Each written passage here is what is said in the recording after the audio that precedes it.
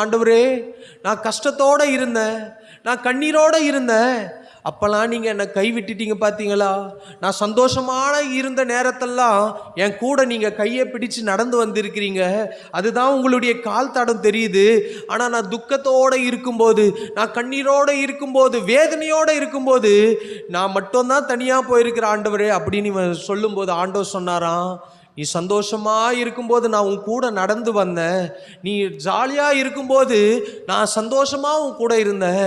ஆனால் உன் துக்கத்தோடு இருக்கும்போது, நீ வேதனையோடு இருக்கும்போது, நீ அழுகையோடு இருக்கும்போது நான் உன்னை என் தோள் மேலே சுமந்து நடந்து வந்தேன்ப்பா.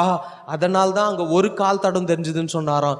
இன்னைக்கு சில நேரம் நம்முடைய வாழ்க்கையில் ஏன் ஆண்டவரே எனக்கு பிரச்சனை, ஏன் ஆண்டவரே போராட்டம், ஏன் ஆண்டவரே என்னை கைவிட்டுட்டீங்கன்னு நினைக்கிறீங்க.